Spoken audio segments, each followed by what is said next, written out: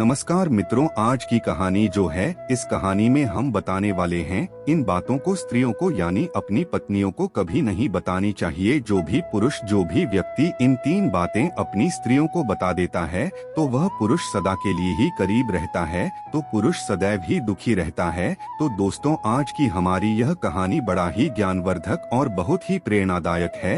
यह कहानी आप सभी दोस्तों पूरा जरूर सुनना है, हम आपसे आग्रह करते हैं। और यह ज्ञानवर्धक कहानी पसंद आए तो अपने मित्र बंधुओं तक अवश्य शेयर कीजिए ताकि उन्हें भी इस ज्ञानवर्धक कहानी का लाभ प्राप्त हो सके। दोस्तों, अगर आप इस चैनल पर पहली बार आए हैं तो चैनल को सब्सक्राइब जरूर करिएगा। साथ ही हमारे नए वीडियो सबसे पहले देखने के लिए बेल आइकन को प्रेस करें ताकि आपको नोटिफिकेशन समय समय पर प्राप्त हो सके। तो दर्शकों, अब आपका ज्यादा समय बर्बाद ना करके आज के इस पावन कहानी को शुरू करते हैं। चाहे मर जाना, लेकिन इस कहानी ने बताई गई इन 3 बातों को स्त्रियों को भूल कर भी मत बताना। दोस्तों, एक नगर, एक राम गोपाल नाम का एक व्यक्ति रहा करता था। गोपाल मन से बहुत ही बोला था और बहुत सीधा साधा था। उसने अपने जीवन में कभी किसी प्रकार का कोई पाप नहीं किया था। दोस्तों, रामगोपाल की जो पत्नी थी वह थोड़ी भुलक्कड़ स्वभाव की थी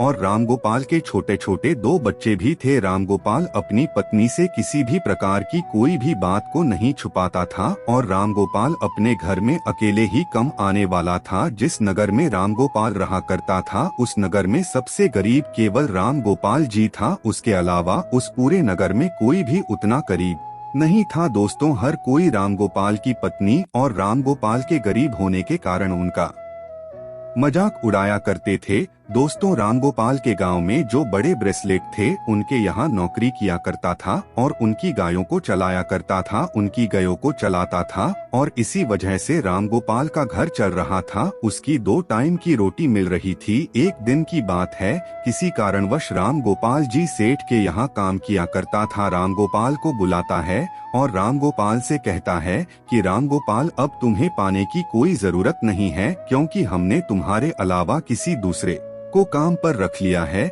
जिसकी वजह से अब हम तुम्हें नहीं रख सकते और तुम्हारी जो पिछले महीने की पगार है बस तुम उसे ही ले जा सकते हो। उसके बाद में रामगोपाल सेठ के यहाँ काम किया करता था। रामगोपाल सेठ से अपने पिछले महीने की पगार लेकर अपने घर आ जाता है। गोपाल बहुत ही दुखी हो जाता है और फिर घर आकर रामगोपाल जैसे ही अपनी पत्नी को पैसे देता है तो रामगोपाल की पत्नी बहुत ही खुश होती है। परंतु उसके बाद में रामगोपाल जब अपनी भुलक्कड़ पत्नी को बताता है कि अब मेरी नौकरी छूट चुकी है, अब कल के बाद मैं कहीं काम करने नहीं जा पाऊंगा। दोस्तों, उसके बाद में उस दिन के बाद रामगोपाल अपने घर में ही रहता है क्योंकि रामगोपाल के पास अब कोई भी काम नहीं था। उसके बाद में देखते ही देखते कई दिन बीत गए परंतु रामगोपाल को कोई भी काम नहीं मिल रहा था और घर में रखे हुए जो पैसे थे जो उस सेठ ने दिए थे वह पैसे भी धीरे धीरे खर्च हो गए। उसके बाद में रामगोपाल सोचने लगता है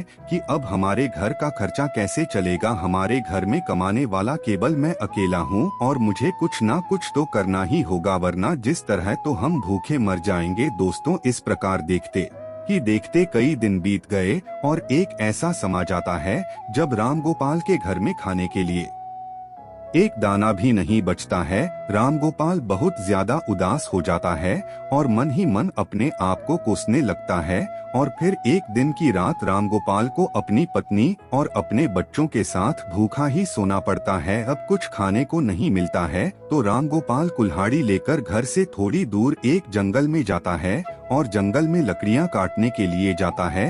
रामगोपाल जैसे ही जंगल में लकड़ियां काटने के लिए जाता है तो रामगोपाल को एक संत दिखाई देते हैं। तो रामगोपाल को संत के नजदीक जाता है और फिर संत रामगोपाल को देखकर अपनी आंखें खोल लेते हैं। रामगोपाल को प्रणाम करता है और प्रणाम करने के बाद उनके पैरों में गिर जाता है और कहता है कि गुरुदेव, मेरे घर में खाने पीने के लिए दाना पानी नहीं है, मेरे बीवी और बच्चे भूखे मर रहे हैं, कृपया करें आप मुझे कोई ऐसा सुझाव दें जिसकी वजह से मेरा घर ठीक तरह से चलने लगे। दोस्तों, इस प्रकार विनती करने के बाद में वह संत रामगोपाल की ओर देखता है और बसंत रामगोपाल की ओर देखकर समझता है कि वह बहुत ही नापापी है। उसने अपने जीवन में आज तक कभी पाप नहीं किया और बहुत ही सीधा साधा स्वभाव का है। सीधे स्वभाव को देखकर विद्वान साधु रामगोपाल से कहता है कि रामगोपाल, मैं तुम्हें आज ऐसे एक पेड़ के बारे में बताने वाला हूँ। अगर उस पेड़ के नजदीक जाकर तुम उस पर से जो भी मांगोगे तो वह पेड़ तुम्हें लाकर दे देगा,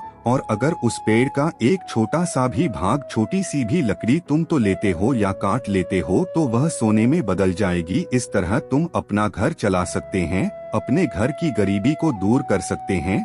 लेकिन इसमें एक शर्त है, अगर यह राज तुमने किसी और को बताया, अगर तुमने इस बात को लेकर अपनी औरत को बताया, तो उस दिन के बाद से ही तुम्हें यह पेड़ किसी प्रकार की कोई वस्तु नहीं देगा और तुम ही सब कुछ देना बंद कर देगा। उधर रामगोपाल तो सीधा साधा स्वभाव का था। रामगोपाल संघ के द्वारा बताए गए उस पर के नजदीक जाता है और पेड़ के नजदीक जाकर रामगोपाल को सबसे पहले अपनी बीवी और अपने बच्चों की ज्यादा चिंता थी, इसलिए रामगोपाल ने सबसे पहले उस पर से एक बोरी चावल मांगने लगा। जैसे ही रामगोपाल एक बोरी चावल मांगता है, जाने कहां से एक बोरी चावल रामगोपाल के सामने आ जाते हैं। चावल की बोरी को ले जाता है और अपने घर में जाकर अपनी पत्नी और बच्चों को चावल खिला देता है और घर पर भोजन कराकर उस दिन रामगोपाल ने अपनी पत्नी को यह नहीं बताया था कि मैं यहाँ चावल कहाँ से लाया हूँ। परंतु फिर जैसे ही रामगोपाल दूसरे दिन उसी पेड़ के पास जाता है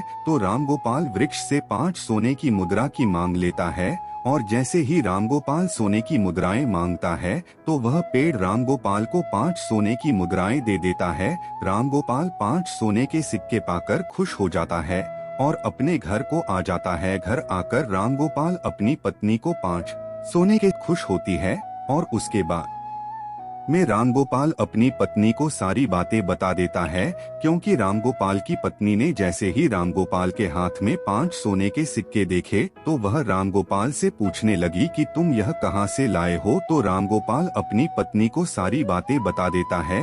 दोस्तों को उसके बाद में रामगोपाल अपनी पत्नी से कुछ नहीं छुपाता, मगर रामगोपाल को इस बात का भी पता था कि उसकी पत्नी भुलक्कड़ स्वभाव की है। वह सारी बातें अपने पड़ोसियों को बता देती है। मैं जो भी बातें उसे बताता तो वह किसी न किसी और को बता देती है, लेकिन उस बात को रामगोपाल अपनी पत्नी को सारी बातें बता देता है। उसके बाद में देखते ही देखते कई दिन बीत जाते हैं। रामगोपाल किसी तरह रोज 5 सोने के सिक्के उस वृक्ष से मांग कर लाने लगा, और फिर एक दिन की बात है, रामगोपाल ने सोचा कि मैं आज एक बार में हजारों सोने के सिक्के मांग लूंगा। और घर से जाते ही रामगोपाल उस पर से मांगता है तो झट से एक बोरी भरकर रामगोपाल के सामने सोने के सिक्के आ जाते हैं। तो रामगोपाल की पीठ पर रखकर अपने घर ले जाता है। दोस्तों का सोने के सिक्के पाकर और उस विद्वान संत का आशीर्वाद पाकर रामगोपाल देखते ही देख बहुत महान हो गया। रामगोपाल के पास बहुत सारा खाना हो गया। बहुत सावधान हो जा। रामगोपाल पहले सेठ के यहाँ नौकरी किया करता था, अब उससे भी ज्यादा तरक्की करने लगा।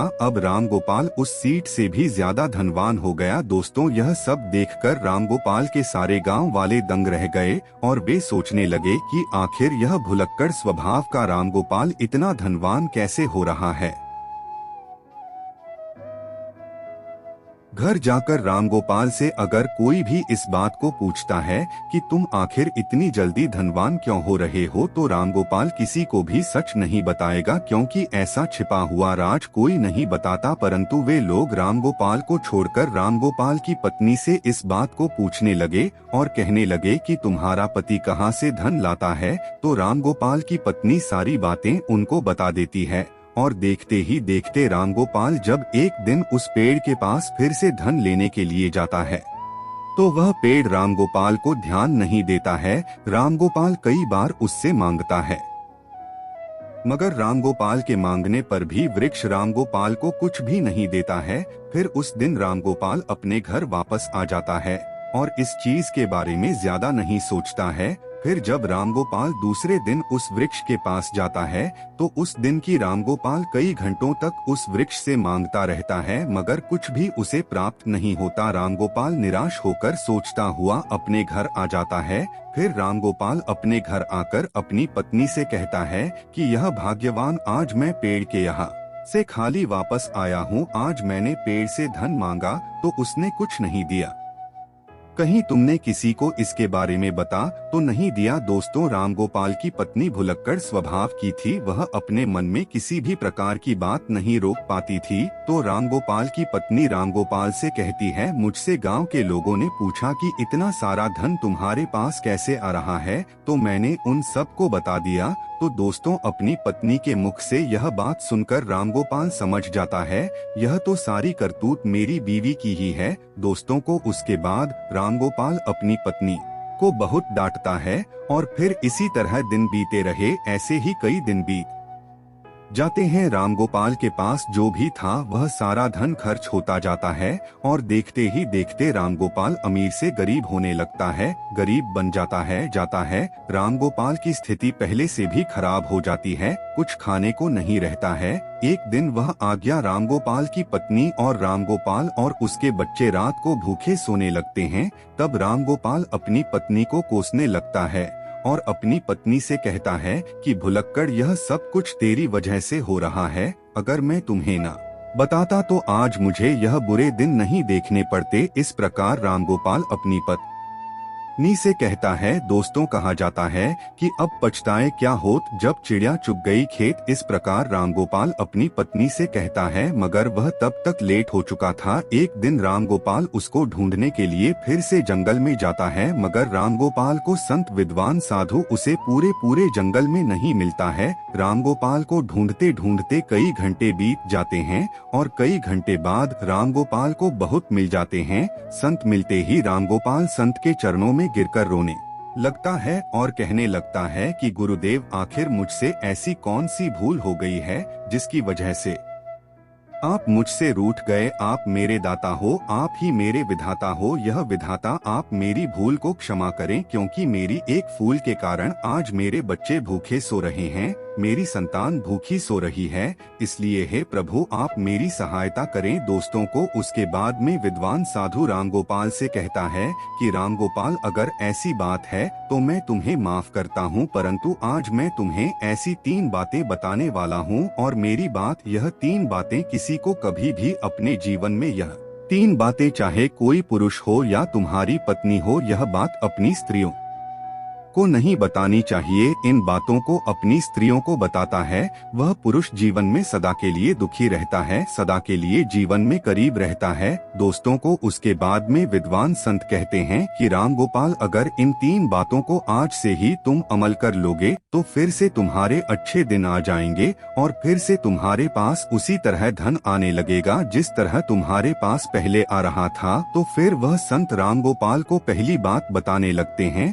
और कहते हैं कि पहली बात है, कभी भी किसी पुरुष को या अपनी पत्नी को अपनी कमाई का जरिया नहीं बताना चाहिए, क्योंकि अगर आप अपनी पत्नी को कमाई का जरिया बता देते हैं, अपनी कमाई के बारे में बता देते हैं, तुम्हारे कमाए हुए धन को खर्च करने पर रोक लगा देती है, अर्थात उस धन को बिल्कुल भी खर्च नहीं करने देती और साथ ही तुम्हारे कमाने का जरिया के बारे में पूरे गांव में ढिंढोरा पीट देती है और अपनी तारीफ समझकर लोगों को बता देती है, जिससे पुरुष को बहुत बड़ी हानि होती है। दोस्तों, जैसे कि रामगोपाल की पत्नी ने गांव के अन्य लोगों को कमाई का जरिया बता दिया, ठीक उसी प्रकार किसी भी पुरुष या स्त्री को अपनी कमाई का जरिया और अपनी कमाई के बारे में कभी भी नहीं बताना चाहिए। दोस्तों, दूसरी बात है, किसी भी पुरुष को यह अपनी पत्नी को अपनी कमजोरी नहीं बतानी चाहिए, क्योंकि जो पुरुष अपनी पत्नी को अपनी कमजोरी बताता है तो आपको आपकी कमजोरी जानकर परेशान करने लगेगा, क्योंकि अगर आप अपनी पत्नी को अपनी कमजोरी बताते हो तो वह बार बार आपकी उस कमजोरी को पकड़ लेगी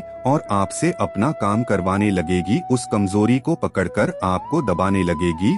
और अगर आपकी कमजोरी पत्नी को बता देते हैं तो आप अपने जीवन में हमेशा पछताते ही रहोगे। तो दोस्तों, इसलिए किसी भी पुरुष को यह अपनी पत्नी को अपनी कमजोरी नहीं बतानी चाहिए। तीसरी बात, किसी भी पुरुष को या अपनी पत्नी को अपने जीवन में हुए अपमान के बारे में नहीं बताना चाहिए, अर्थात जो पुरुष अपनी पत्नी को अपने हुए अपमान के बारे में बताता है उसकी पत्नी उसे बात बात पर, छोटी छोटी बात पर आपके कुछ अपमान के बारे में बोलकर, उसका हवाला देकर आपको परेशान करेंगे, मजबूर करेगी और बार बार उस अपमान का हवाला देगी, क्योंकि स्त्री धर्म और कर्म से बनी हुई होती है। उनके मन में ऐसी इच्छाएं छुपी होती है और यह अपने मन की बातों को किसी और को नहीं बताती है, मगर दूसरों की बातों को दूसरे तक अवश्य ही बता देती हैं। इसलिए अगर आप अपने अपमान के बारे में अपनी पत्नी को बताते हैं तो इसमें आपको 100% शत हानि होती है। तो दोस्तों, यह 3 बातें कभी भी किसी स्त्री को अपनी पत्नी को नहीं बतानी चाहिए। तो दोस्तों, इस तरह उस विद्वान साधु ने रामगोपाल को यह 3 बातें बताएं। रामगोपाल संघ के द्वारा बताई गई इन 3 बातों पर अमल करता है